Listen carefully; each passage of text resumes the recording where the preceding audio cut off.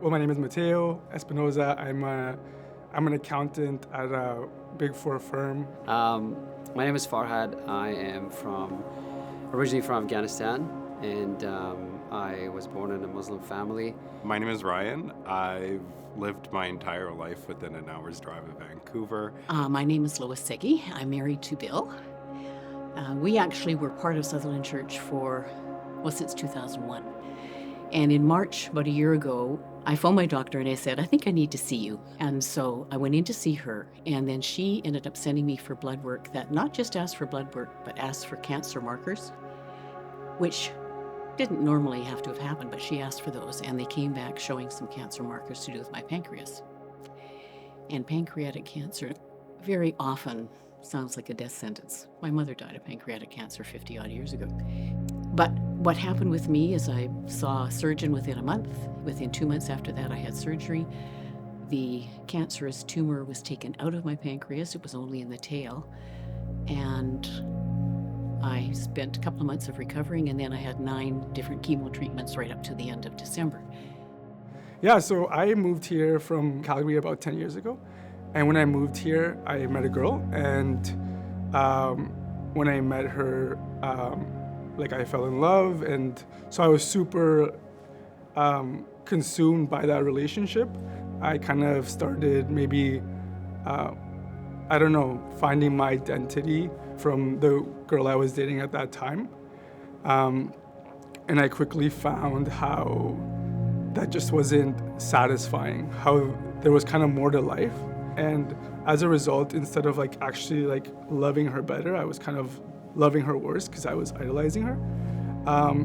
So anyway, that brought me to this search to be a better man. I grew up in a loving Christian family. My parents loved God, they loved each other, they loved us kids. Then I guess I hit puberty in my life, and I realized a big challenge for any young Christian is realizing that my attractions weren't just for women, but they were for men as well. And that led me on a path of trying to reconcile who I was naturally attracted to with the faith I was brought up with. I guess I quietly lived a life of looking from the outside like I was exclusively attracted to women while actually dating men. I was born in Afghanistan, and I grew up in Afghanistan. When the war started, my parents left Afghanistan, and they ran to India to find a place to stay. And so we were refugees in India, but it was very hard for my parents to even go and buy food. My dad tried his hardest to immigrate to a different country, but it wasn't possible. He had heard from somebody that if he goes to church and creates a case of persecution, he, as a Muslim, he can get out of India and get sponsored to Canada or US or Australia. So my dad just kind of faked going to church. And so that was my first experience of going to church. I walked in, and there was an underground Afghan church, and people were worshiping Jesus. And that was the first experience I had with Jesus. And I remember buying a picture of Jesus, putting behind a wall, and saying, if you are God, you would take us out of this country. And a church from Vancouver sponsored us. And so I think within 2 years, we were out of India, out of a place of desperation to, like I said, even find food. I was in a 15-plus year relationship with a guy.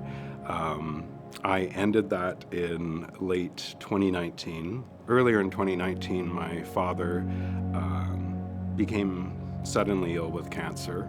And unfortunately, 3 months later, he was gone. But I saw God deeply work in his life and talk to me and give me words of knowledge and answer my father's lifelong prayer of a reconciled relationship with me. I just saw God working so profoundly in that time, in spite of the fact that I wasn't living according to God's will. And it was after I lost my father, I realized I didn't want to be in this relationship anymore. And then only a couple months thereafter, I found myself locked up alone during the pandemic here in downtown Vancouver. So over the years, somebody invited me to this faith study, and I learned more about Jesus and about his character and who he was. And I learned that his love was just pure. And I don't know, I felt this conviction to choose Jesus, because I think, yeah, like in my heart, there's always going to be this yearning to be more like God. There was a night where I went to the chapel close to my house, and I just prayed to God, and I just asked him to give me peace and tenderness to kind of end the relationship. So I had a conversation with her, and then I kind of told her, I was I want to do this, and I think it's going to help me be the type of person I want to be. So she respected that. But then that night, I kind of went into cold sweats. I was what had I done? I had let go of the most important thing and in my life at that moment. And then I kind of just, I was just really lost. And it was one of the most difficult moments in my life. And I went to school, I had to learn to speak English, and I thought life would get easier, but it didn't. It got harder. And I remember just kind of thinking to myself, what is going on? I don't fit into this culture. It's not easy. And I kind of found myself with the wrong crowd going to high school, and I felt like my life was just going down. And then I had the thought of this picture that I prayed to when I was in India, and I was like, I'm going to go back to that Jesus. And I started looking for churches to go and be a part of. And I found myself again in church. And I remember raising my hands and worshiping Jesus. And as a Muslim, the hardest thing to find is forgiveness, and maybe you'll never find it in your life. And that's kind of what I heard growing up. But when I lifted up my hands to Jesus, and I remember that moment, I literally felt forgiven.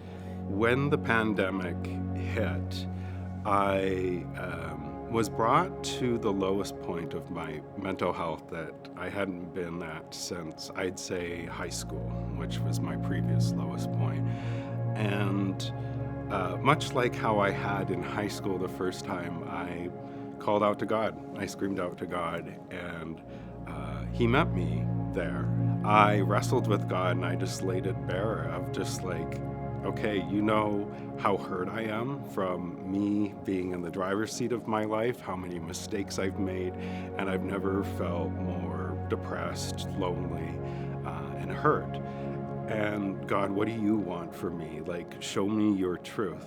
And through the long process that summer, God did meet me there and did reveal his truth to me. And I decided to end that summer being celibate. I kind of just asked God to give me, to just show up, because I had just sacrificed the biggest thing in my life, quote unquote, in that moment. And he did. And I think there's been 2 moments in my life where I've seen God in a dream, and that was the one night, which was the night where I made that decision. And I felt like God was just hugging me in the palm of his hands. And ever since then, I woke up the next day with this peace, peace beyond understanding. It was the most powerful feeling, immersive peace. All these yearnings in my heart that I was searching for were now, it all made sense. I mean, if I had to pick 2 words maybe for my year, one would be trust and the other would be peace. Because even with the diagnosis, I never felt any panic. I felt a real strong sense of peace. I guess it's just that there's nothing that happens to any of us that is unfamiliar to him or not known to him in terms of when he walked this earth. So just the fact that he's walking with you, I know that he's interceding for me,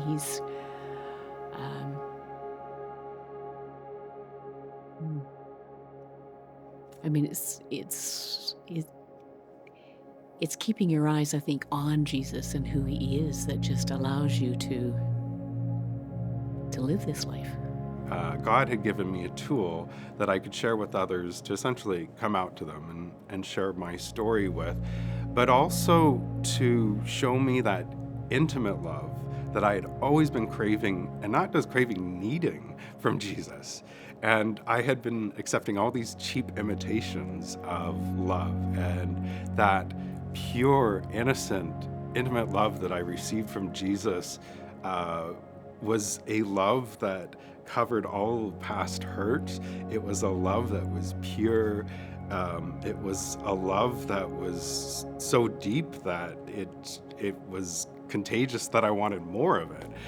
And so yeah, I think it was that love that Jesus showed me, that intimate love that allowed me to fall back in love with him first and then his bride thereafter.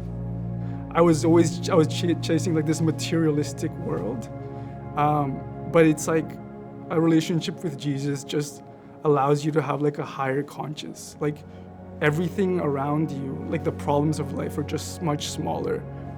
The most difficult things can happen, but because you have him, like everything around you just so much smaller. Like the problems, and it's just like it's like a superpower. It's really beautiful. I've been through so much in life, and I've always passed the season where it was hard, it was not easy, but I think on the other side of it, when I look, it's that Jesus brought me right through the hardship, and I've just learned that it's not the hardships that really define me. It's my relationship with Jesus and who he is and what he's done and what he continues to do. So I've just learned to hold on to Jesus more than anything else in my life. I think it comes down to trust, being, even if you're not sure that you're going to be miraculously cured, you still have to trust that God has a plan. So, that's kind of where I am now. My story's not done yet. I still have to have some testing and seeing, whether or not this thing could come back. But sometimes a quote comes up that's just not acknowledged anywhere. And one of them is, God's still writing your story. Quit trying to steal the pen. Trust the author. And so that's me right now. My story's not done, but God's not done either. So